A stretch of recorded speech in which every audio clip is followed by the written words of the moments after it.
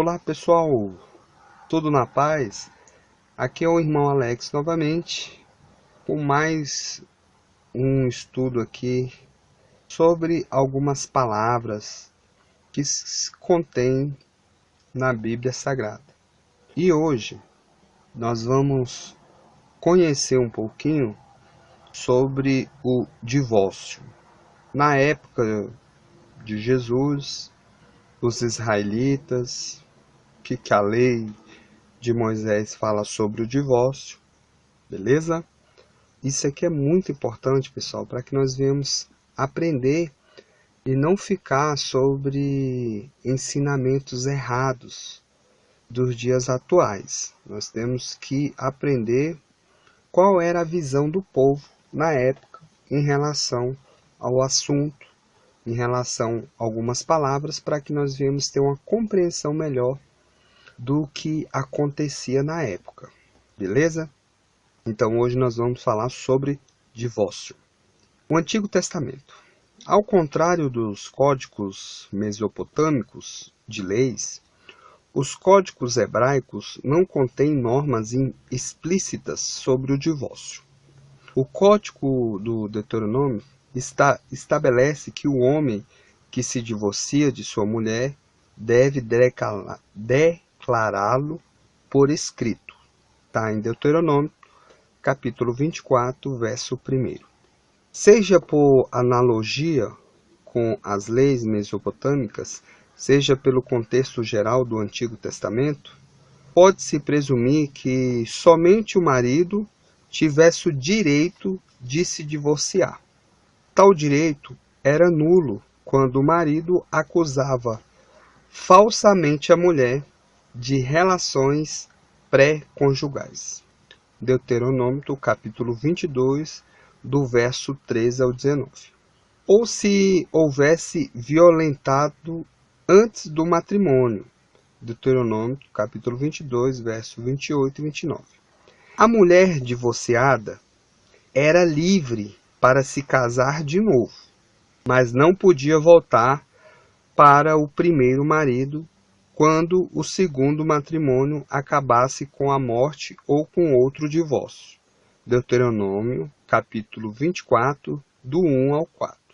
E não podia despojar um sacerdote.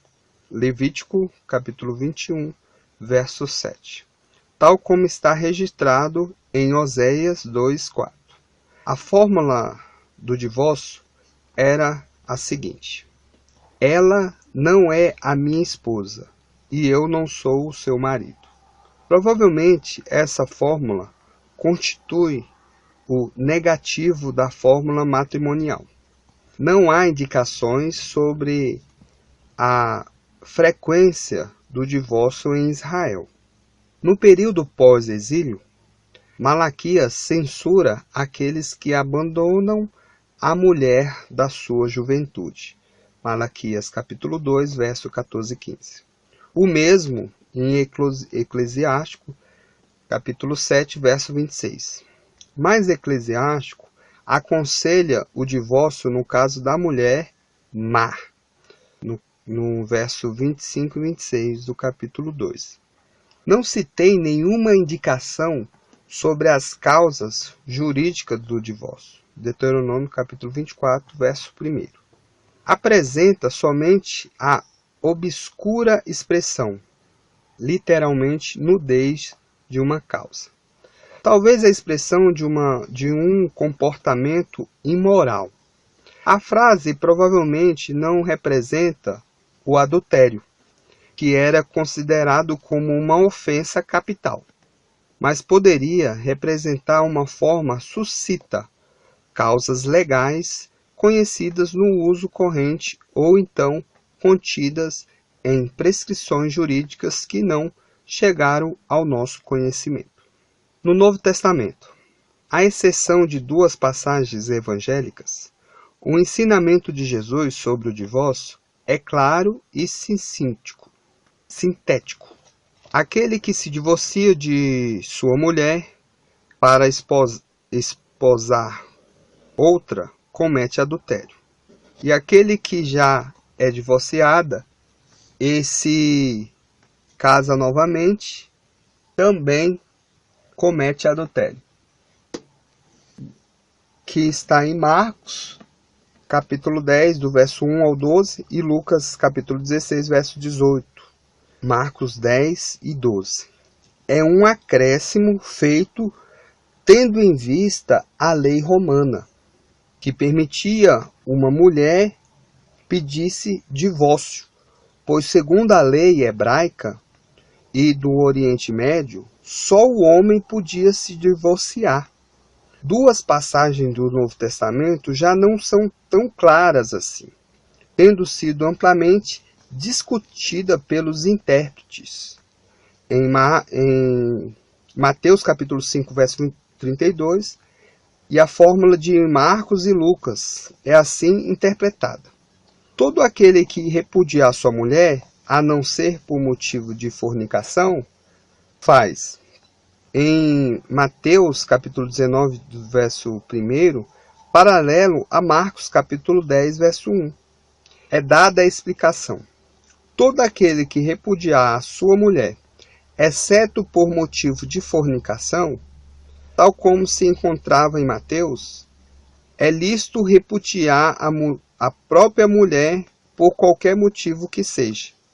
A questão levantada pelos fariseus pressupõe como pano de fundo a disputa entre a escola rabínica de Hillel, que permitia o divórcio por qualquer causa que o marido pudesse encontrar sua mulher, e a escola rabínica de Shammai, que só permitia o divórcio em caso de adultério. Jesus recorre a Gênesis 1, 27 e 2, 24 como base para o seu ensinamento.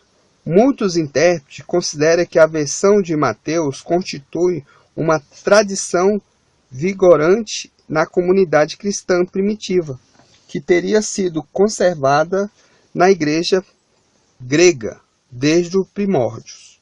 Poucos são os intérpretes que consideram que a fórmula de Marcos e Lucas seja mais original do que a de Mateus. Entretanto, J. Bon Sirven destaca o fato de que Mateus, o mais judaico dos evangélicos, alude nessa passagem ao pano de fundo judaico, o termo porneia, acima traduzido por fornicação. Não é termo geralmente usado em grego para o adultério, mas cheia. Bon Sirven pensa que porneia traduz nessa passagem o aramaico, que significa união ilícita, no sentido de concubinato. E esse seria o caso excluído por Jesus da discussão. Enquanto o matrimônio somente na aparência e não na realidade.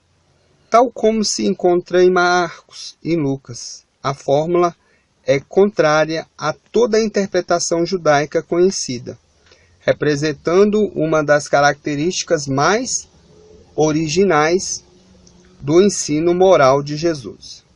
O mesmo ensinamento moral é repetido por Paulo em 1 Coríntios capítulo 7, versos 10 e 11, não como doutrina sua, mas sim como doutrina do Senhor.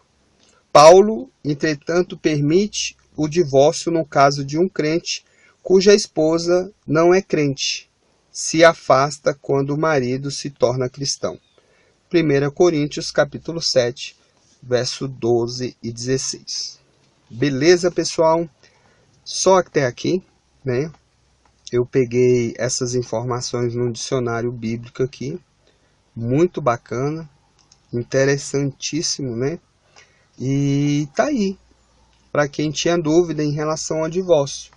Então, se vocês estão vivendo e não estão de acordo junto, não está vivendo em paz, conforme se você ler aqui em 1 Coríntios 7, 12 ao 16, fala que o Senhor chamou você para viver em paz. Se você é uma pessoa que vive agredida, é uma pessoa que vive oprimida, você tem o direito de divorciar, né? Tem uma linha de ensinamento aí que fala que o divórcio só pode ser feito em caso de adultério. Essa é uma linha de ensinamentos errado, entendeu? Não tem base nas escrituras para afirmar isso. Eles pegam um versículo com uma interpretação errada, ou que, como está bem claro aqui, que foi um acréscimo para poder fundamentar isso. Então, eu creio e ensino que se você não está vivendo em paz num relacionamento, que vocês vão com consentimento um do outro e vai num fórum e se divorcia. E que o Eterno vai abençoar. Beleza? Fique na paz. Que o Eterno possa abençoar todos. Esse é o meu pensamento, meus irmãos. Mas eu respeito o pensamento de outras pessoas sobre o assunto. Um abraço do irmão Alex.